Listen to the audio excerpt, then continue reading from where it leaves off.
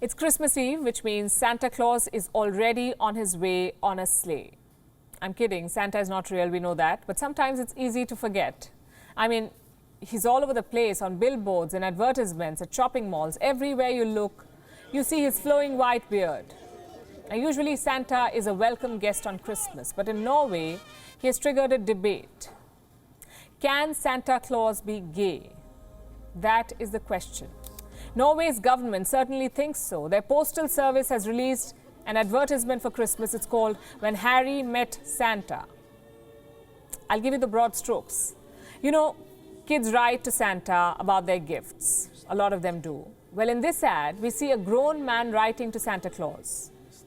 And this is what he wrote. All I want for Christmas is you. And guess what?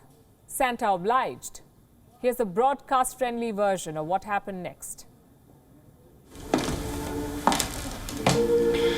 Jeg fikk tak i litt assistanse I år, så jeg kan være sammen med deg.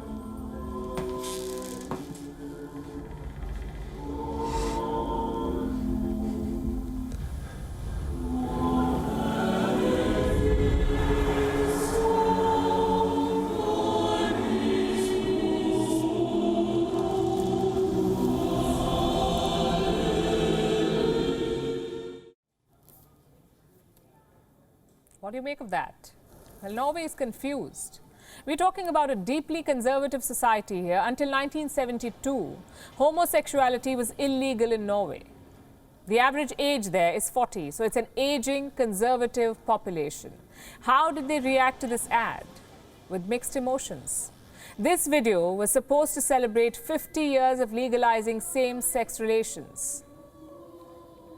So one section was all praises. They said it reflects the progress made by Norway. Another section was not impressed. They said it sexualizes Santa Claus. Plus, apparently he's cheating on Mrs. Claus. Let me point out the obvious flaw with both the arguments. He's not real. Nonetheless, it's a debate worth having. We've all grown up with a certain picture of Santa Claus, plump, white beard, red clothes, and lots of gifts. We've also heard about Santa's helpers, the elves and Mrs. Claus. Her job is to make cookies for the elves, feed the reindeer, and make toys with her husband. Casual sexism aside, this was always the story. Santa was happily married to Mrs. Claus. So when did he become gay?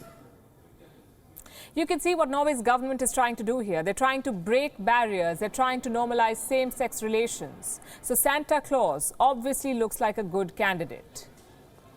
But have they taken it too far? YouGov put this question to the British public, a simple yes or no question. Can Santa be gay? That's what they asked.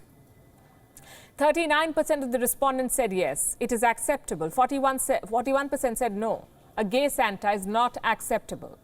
This poll has revealed some interesting trends. Age, for instance, is a deciding factor.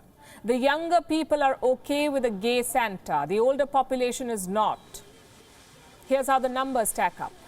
In the 18 to 24-year-old category, 60% people said a gay Santa is acceptable. In the 50 to 64-year category, only 31%.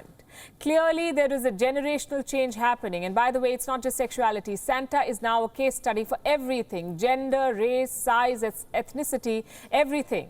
For instance, is a female Santa Claus acceptable? Mother Christmas instead of Father Christmas. Well, here's what the poll found. 27% people said it is acceptable. 54% said it's not. And this time, there is no age factor. Across the board, people have rejected female Santas. I know this is a difficult debate to have. Most of us do not even think about Santa's sexuality. We're just concerned about his gifts. Santa Claus is supposed to be fun and jolly. Should he be sending messages on sexuality? Should he be kissing anyone on television, man or woman? As the polls show, it's a divisive issue. So at the end of the day, I guess it's up to you. But I will say this, marketing campaigns aside, governments need to focus on some policy as well. In Norway, for instance, where they put out this ad, same-sex relations were legalized in 1972, but conversion therapies were legal until this year. So good PR is never a substitute for good policy. Legal rights and safeties are not a substitute for creative ads. WION is now available in your country. Download the app now and get all the news on the move.